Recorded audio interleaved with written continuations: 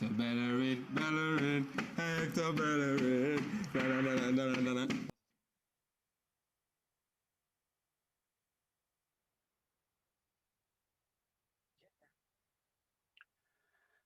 All right, everybody, it's match day here, Saved by the Bellerin. I'm Raphael, joined by the usual suspects, Ryan and Sam, over on the UK side of the Atlantic. Good evening, gentlemen. Hello, mate. Hello, All sir. right, let's jump right to it. Arsenal playing Man City, the latest round of Carabao Cup. Um, Cup ties have been a real chance for them to turn around, turn the Arsenal frowns upside down. But playing a pretty strong City lineup tonight. I'm going to start with you, Sam. Just looking at the lineups, it does appear 3-5-2 from Mikel Arteta, trying to again be defensive in his basic formation, but some change-ups led by Gabriel Martinelli at the top. What do you look for tonight, based on what you've seen from Pep Guardiola's lineup, Mikel Arteta's lineup? Looking at the two lineups, if I'm not being funny, if you was to offer me Man City's second string lineup as our first team lineup, I'd snatch at that all day long, to be perfectly honest. But what I'm looking for tonight is a strong performance, trying to avoid a Mustafi blunder class, and a Kolasinac blunder class as well. So. Yeah, at the end of the day, it's the Carabao Cup. It's something that Arteta would like to win, considering the current plight of the Premier League. But ultimately, I'm just looking for a performance, one that's got full of energy. Hopefully, we'll see some chances where Lacazette can stick them away instead of doing some air shots. All right, Ryan, 3-5-2, looking at the middle lineup. Again, we talk about this week after week. Pickings are slim. Is Mikel making the best of what he's got? I mean, they're the only three midfielders we have available at the moment, aren't they? Willock, El Neni and Ceballos. It's the most balanced midfield we could field, I suppose. Hopefully Willock can bring some legs and energy and a third man running. So we'll see what happens. What do you hope to see from, we've been waiting so long for Gabriel Martinelli. We thought, maybe in the new year. Here we are, still late December. He's kind of rushed back into the squad.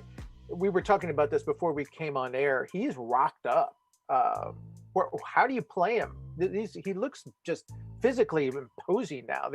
He's like boy to man from the kid who was here starting last year. Yeah, I was just saying to you guys, in the warm-up, he looks like an absolute unit. He's a tank. So I would have him playing on the last man. So like playing off Lacazette and just making him be a bully. It's like a little Carlos Tevez kind of player, just making a nuisance of himself. So, Sam, how would your turn with him? Again, this is like a new toy. We've been waiting for something fresh. Here's fresh, and we saw him last year. Limited time, 10 goals with his feet, with his head, running, timing, and now he's back bigger and hopefully better than ever. Yeah, it certainly gives us a different option up front, especially without Aubameyang. Obviously, with Martinelli, he's got that sheer hunger to win the ball back or press when need be, and when we're attacking, his pace is so blistering. He'll be able to blow the majority of this Man City backline out of the water. And just touching on his heading, we all see what he could do previously, and it was superb. It's just a case of seeing how he's coming back from injury. Obviously, we don't want to overused him, so to speak, so he falls into the injury trap again, but ultimately him off of Lacazette gives this side a different dynamic, and if we need to pump a ball into the channel, he's the one that's going to be doing the chasing, and I wouldn't have anybody else doing it, to be honest. All right, let's look at some matchups, because Because again, they line up on paper, but they play on the pitch. They've got a very strong, even though there's a reduced side, still very strong up front. Jesus, Mahrez, Foden in their attack. Their back line, Laporte is the biggest name. Ryan, but some lesser known names, maybe some. Where do you attack? Do you go left? Do you go right? How do you approach this? Looking for a result. Well, their midfield, I know their midfield three. It's Rodrigo, Fernandinho, and Bernardo Silva. They're not exactly the most mobile, so hopefully Willock can get in and around them. And if when we are attacking, as I mentioned before, when there's a left centre back that is a left back, so Kolasinac or Tierney, Ainsley comes inside and the fullback goes on the outside. So hopefully Ainsley comes inside as well, and then we have that legs and athleticism in the middle to help with Ceballos' apparent technical ability and like creativity that I've not seen for a while. So hopefully we can just crowd out their midfield with legs and energy, and then just trying to get Martinelli in. I would preferably like him to go up against Zinchenko rather than Cancelo. All right, and let's talk about the midfield. Gentlemen, we've been waiting for Joe Willock to launch for quite some time, and kind of been good, kind of been bad, frustrating. Flashes, shall we say, here and there, but not really taken to it. Sam, approaching this match, what does he need to do to take that next step? Deliver a final product in the final third, to be honest.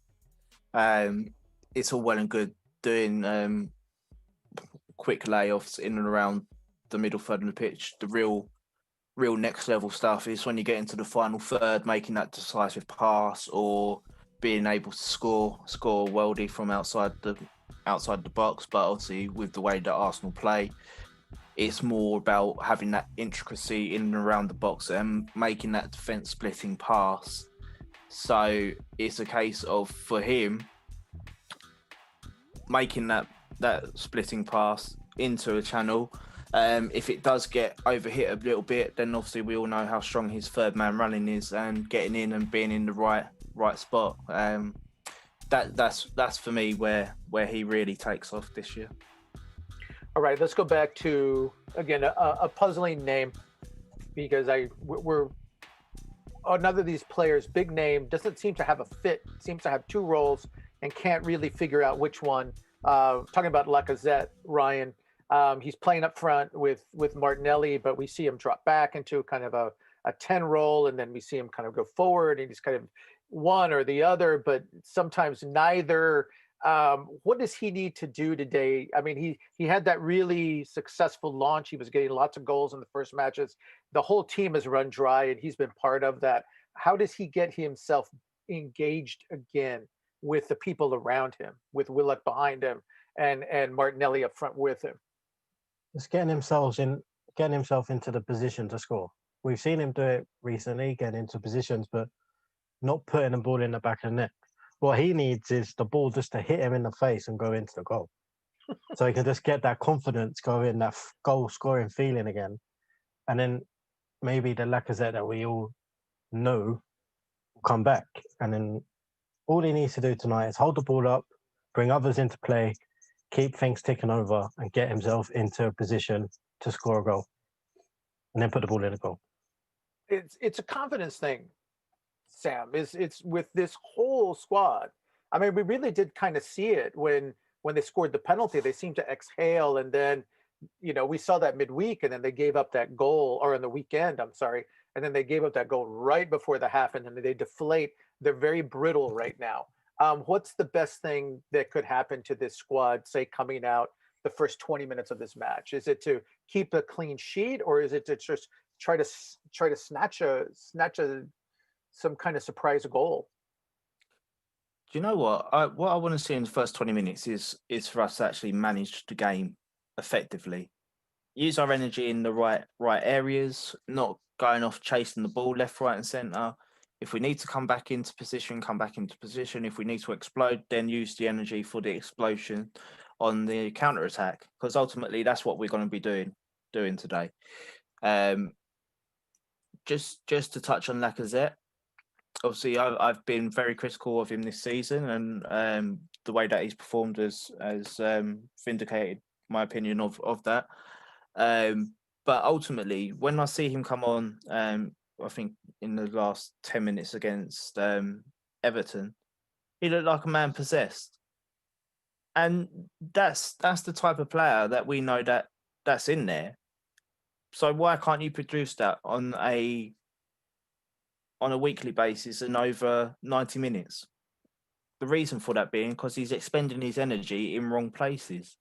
I've highlighted this many a times on our podcasts, and the fact of the matter is that this squad just doesn't seem to manage games effectively. Obviously, Arteta's got the game plan that all gets set out, but when they're on the pitch, they seem to forget it from time to time. Have that 5-minute brain fart spell, and then we get caught and it goes to shit.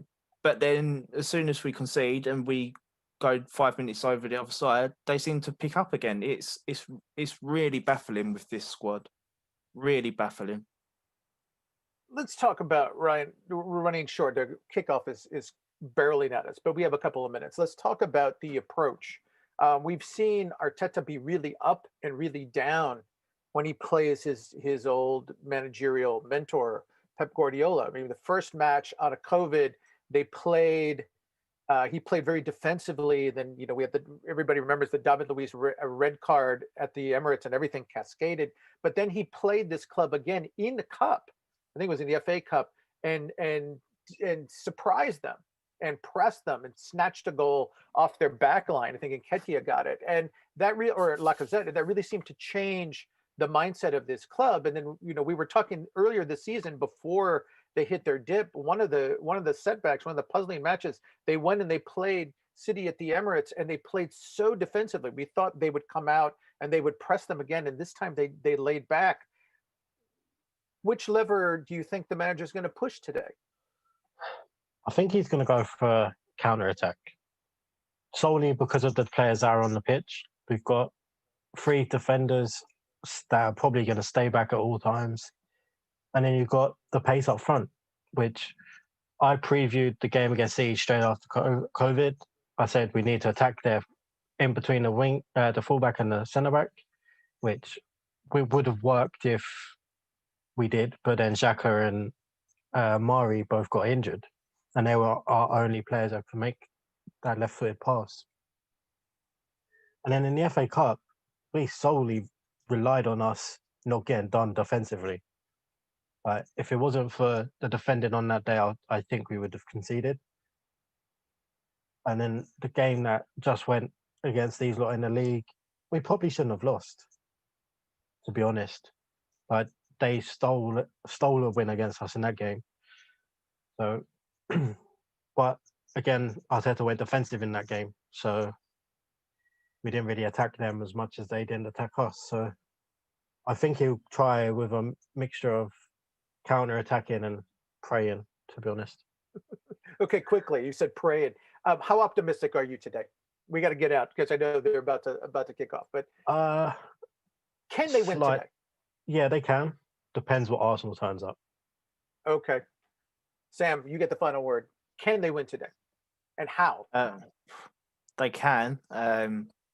How? Attacking the side of Laporte and Zinchenko with Martinelli, and obviously giving him the support that he needs within that space. But depends what game plan Arteta goes with. But if it's the Arsenal we all know and love that turns up, then they could potentially win this 2-1. If it's not, then it's going to be a very long night for us. All right, so we're approaching kickoff. We're going to set you down. Everybody wants to sit down, get their drink of choice, get their food, settle in. So again, we thank you for joining us here. We might pop in briefly at the halftime, but we'll definitely be here for the post-match for some comments. So again, thank you for the watch along, or actually you can watch us watch along. We're going to be commenting as this goes on. So here we go.